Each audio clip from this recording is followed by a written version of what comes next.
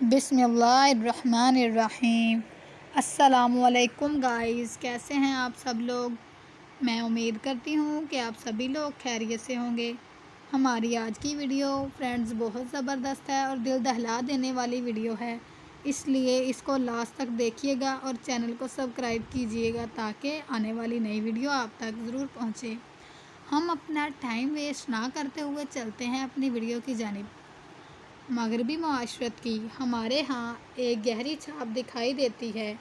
وہ خود کو اہل مغرب کے مقابلے میں کم تر اور کم درجہ سمجھتے ہیں، اس لیے جو لوگ مغرب کے طور طریقوں اور ان کے چال چلن کو اپنا لیں گے انہیں ہمارے معاشرے میں ماڈرن کہا جاتا ہے اور ایسے لوگوں کو قدر کی نگاہ سے بھی دیکھا جاتا ہے۔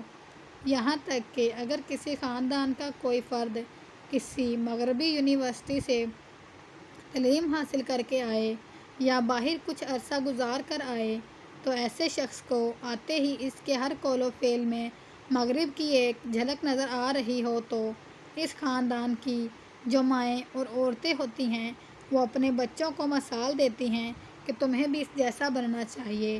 مغرب کی عادات اور ان کے رہن و سہن کو اپناتے ہوئے ہم بعض اوقات اتنا دور نکل جاتے ہیں کہ جو اعمال اس معاشرے میں عام ہیں اور ان کو آزادی کے ساتھ جوڑا جاتا ہے تو ہم بھی انہی کو اپنا لیتے ہیں، جیسا کہ زنا کرنا۔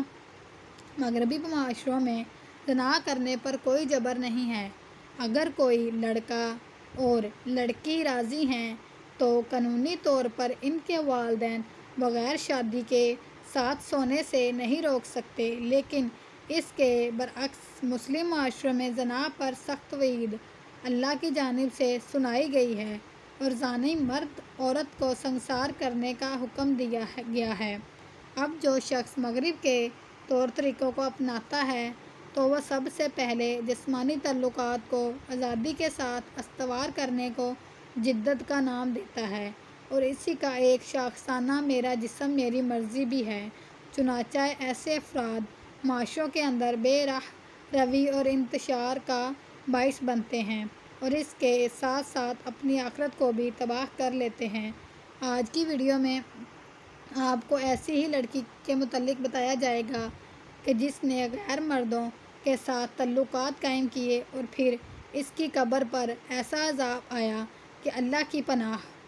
کوشش کیجیے گا کہ آج کی اس ویڈیو کو بچے ہرگز نہ دیکھیں۔ تمام تفصیلات کے لیے اس ویڈیو کو آخر تک ضرور دیکھیے گا۔ رسول صلی اللہ علیہ وسلم کا فرمان ہے کہ میں نے کچھ عورتوں کو چھاتیوں کے بل لٹکے ہوئے دیکھا۔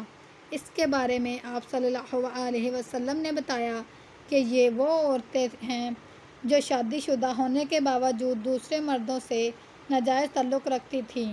اس ناجائز تعلق کو سمجھنا بہت ضروری ہے۔ بعض اوقات غیر مردوں کے ساتھ بات چیت کرنے اور دوستی کو بہت نارمل تصور کیا جاتا ہے، لیکن دراصل گناہ کی جانب پہلا قدم یہی ہوتا ہے۔ ہم یہ نہیں کہتے کہ آپ کسی مخالف جنس سے کبھی بات ہی نہ کریں، بلکہ ایسی کوئی صورت پیدا نہیں ہونی چاہیے جس کے باعث آپ عذاب الہی کے مستحق پائیں، جیسا کہ اس لڑکی کے ساتھ ہوا۔ یہ ایک مسلم گھرانے کی لڑکی تھی جو پڑھنے کی غرض سے بیرون ملک گئی اور پھر تعلیم کے ساتھ ساتھ وہیں نوکری بھی کرنے لگی۔ والدین نے کچھ پس و پیش کے بعد اعتماد کے ساتھ اس لڑکی کو باہر تو بھیج دیا، لیکن وہ اکثر اس کے حوالے سے پریشان رہنے لگے۔ تعلیم مکمل ہو گئی لیکن ان کی بیٹی کو ایک اچھی نوکری مل گئی جس کا معاوضہ اچھا ہونے کے ساتھ ساتھ رہائش اور گاڑی بھی مل گئی، تو پھر وہ واپس اپنے ملک نہ آئی۔ والدین ایک دو بار اس سے ملنے بھی گئے اور وہ بھی 6 سے 8 ماہ بعد اپنے والدین کو ملنے آ جایا کرتی تھی۔ اس عرصے میں جب اس لڑکی کا قیام بیرون ملک تھا تو اس کی کچھ غیر مسلموں کے ساتھ دوستی ہو گئی جو اس کے ساتھ پڑھتے اور کام کرتے تھے۔ جب یہ دوستی بڑھی اور لڑکی نے دیکھا کہ اس کے وہ دوست غیر مسلم ہیں، آپس میں بہت قریب ہیں اور ایک دوسرے کے گھر آتے جاتے ہیں، یہاں تک کہ ایک دوسرے کے گھر ہی سو جاتے ہیں، تو اس کا ایمان بھی ڈگمگایا کہ کیوں نہ میں بھی ان جیسی ہو جاؤں۔ یہ سوچ دل میں پیدا ہوئی تو کچھ ہی عرصے بعد اس کے کپڑے بھی کم ہونے لگے اور وہ خود کو ان کے رنگ میں ڈھالنے لگی۔ وہ رات گئے ان دوستوں کے ساتھ رہتی، یہاں تک کہ ان میں سے ایک غیر مسلم دوست کے ساتھ اس لڑکی کا جسمانی تعلق بھی قائم ہو گیا اور اب وہ ایک اور ہی قسم کی لڑکی بن چکی تھی۔ آج سے چند سال قبل جب وہ اس ملک میں آئی تھی اور آج اس کے کردار میں زمین و آسمان کا فرق تھا۔ وہ اپنی روایات کو مکمل طور پر بھلا چکی تھی اور اب ان سے اس لڑکی کا کوئی واسطہ نہ تھا۔ وہ گناہ کی دلدل میں اتنی گمراہ ہو گئی کہ آخر کار اس کی موت پردیس میں ہی ہوئی اور وہ اس حالت میں مری کہ وہ اپنے دوست کے ساتھ برہنہ حالت میں ایک بند کمرے میں موجود تھی۔ وہ لڑکا جو کہ غیر مسلم تھا، جو اس کے ساتھ اس وقت موجود تھی، اس لڑکی کی اچانک موت پر پریشان ہو گیا، لہٰذا اس نے اپنے ہی گھر کے لان میں اس لڑکی کی برہنہ لاش کو دفن کر دیا۔ ادھر والدین سے لڑکی کا کوئی رابطہ نہ ہوا تو وہ پریشان ہو گئے۔ جن مسلم دوستوں کو وہ جانتے تھے کہ یہ ہماری بیٹی کے ساتھ رہتے ہیں یا کام کرتے ہیں، تو انہوں نے ان کے ذریعے پتہ کروایا، لیکن نتیجہ صفر رہا۔ نہ وہ ملی اور نہ ہی اس کو ملنا تھا۔ آخر کار والدین اپنی بیٹی کو ڈھونڈنے بیرون ملک آ گئے۔ جب انہوں نے پولیس کی مدد سے سراغ لگایا تو وہ لڑکا گرفتار ہو گیا اور اس نے ساری حقیقت بتا دی کہ لڑکی اس کے گھر کے لان میں دفن ہے اور وہ اس حالت میں اس کے ساتھ یہ افعال کرتے ہوئے مر گئی تھی۔ والدین نے فوراً عدالت کی اجازت سے اپنی بیٹی کی لاش حاصل کرنے کے لیے اس لان کی کھدائی کروائی تو اس لڑکی پر اللہ کا ایسا عذاب آیا تھا کہ دیکھنے والے بھی اس کے تاب نہ لا سکے اور ڈیوٹی پر مامور ایک پولیس آفیسر تو فوراً بے ہوش ہو گیا۔